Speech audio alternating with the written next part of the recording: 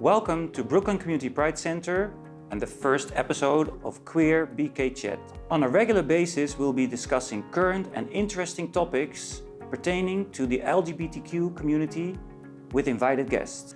Today we're talking about physical health and fitness and why it is so important to have LGBTQ plus affirming spaces for your weekly iron pumping, ball play, dance, or other activities that will make your sweat glands do their work. We hear from a lot of people that it is hard to find an LGBTQ plus affirming space for exercise or fitness, especially for trans and non-binary people. And I want to find more out about that. I decided to join a class today, trans collective boxing course, because it's people that like my body and not like my body. And you want to be able to work out and feel free and feel comfortable. And I was able to, feel comfortable and free, and I had a blast here in Brooklyn. So here at the Brooklyn Community Pride Center with the Trans Boxing Collective, I learned that I could fight anyone, that ain't nobody in my way and nobody can stand in front of me, that I am perfect just the way I am, and I dare anyone to step up to me and let me know any wise. Right in. Good. Exhale. I was looking for LGBTQ friendly spaces and I found Brooklyn Pride Center. I typically just did YouTube yoga before I came to the class, so it was a good experience being able to do yoga in an actual class. I don't think if the yoga class wasn't at the center, I would step foot in it. Being an African-American male and being queer, I think it's difficult. Anytime, you always have to think about your environment and where you're going and who's gonna be there and how they're gonna perceive you. Being at a place here where I know I'm affirmed and validated for who I am, I think it's important. Our guest today is Kirsten Adorian, who facilitates a weekly yoga class on Sundays here at Brooklyn Community Pride Center. Welcome to Queer BK Chat, Kirsten. Thank you.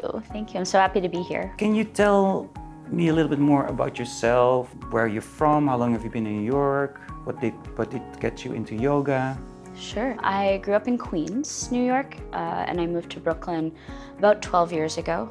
Got into yoga mostly in high school. A theater teacher taught us how to stretch and how to do yoga, and I remember thinking it was wild because I had never learned to consciously breathe before or be aware of my body in that way. And then I continued doing it in high school and college and found that it helped me with a lot of things, mostly with depression. But then as I got older and I developed some sciatica and chronic pain stuff, it was the only thing to really relieve some of that. And it's helped me in so many other ways that I could expand upon. But for the most part, it started as mental health and exercise, and then became also about sustaining my body as I age.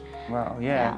I remember I did yoga. The first time I did yoga, I always thought it looks so relaxing and so easy. And then the first time I did it, I was exhausted at the end. It's really very intense, right? Yeah, well, it can be. And what I love about yoga is that it teaches you to accept challenge, but also but over a long-term period. And things that you always hear yoga teachers say and that I'm always talking about is the fact that, 1 week you'll have a wonderful practice and you'll be so happy and elated, and then the next week you'll have a horrible practice and the poses that you did before you can't do anymore, or maybe there's something that feels like it's changing. And I think that there's much larger implications for life and how to handle life in that everything's always changing, and that you learn to accept a certain amount of challenge and change within that. So to me, that's really beautiful about yoga, is you get to play with your body and play with your capacity to do things. Why do you think it's important that queer folk have dedicated spaces to do exercise, yoga, or otherwise? Queer and trans folk and anybody with an LGBT community, we are often centering our experiences and our identities around our bodies. What happens in our bodies, what our bodies mean to the world, how they flag. So I think that of all people, it's very important for queer, trans, LGBTQ to have opportunities to work with our bodies. I think the other thing is that, especially at Brooklyn Pride Center, we have folks being able to access a program that is often intimidating to a lot of people, especially in studio spaces where you're paying money, where there's a conception of yoga as now belonging to white, thin, usually cis women, and being very heavily commodified and also exotified. And for those reasons, it really often doesn't appeal to a lot of people, or it scares a lot of people away.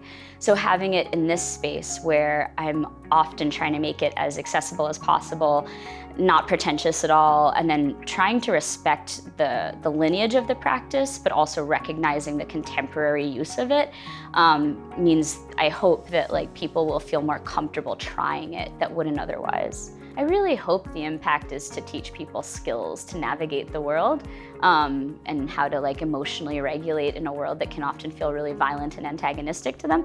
But I know that a lot of people within the class that are regulars are often working with injuries or strain in their bodies. I personally have sciatica, a few other students have lower back pain. So a lot of the time I'm focusing on poses that feel accessible to people who have some kind of chronic pain or injury that they're working with. So I hope that it's helping with those things. Yeah, I think it's very beautiful the way you said that, really to learn people, or that people take away how to also better deal with life. So it's not necessarily just to teach them yoga skills, but it's way more than that, right? Yeah, I would love it if people felt nourished and sustained by the practice that we're doing. Right. And you were talking earlier. We're talking also about body image, right? For the LGBTQ community, it's so important. A body image is very central, oftentimes, right, in the LGBTQ community, more so perhaps even than in a straight world.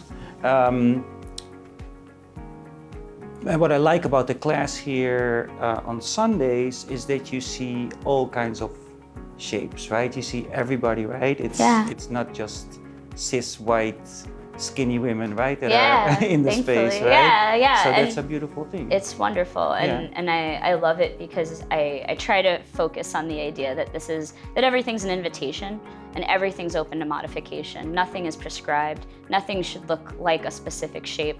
People have ideas about yoga as looking like specific shapes necessarily.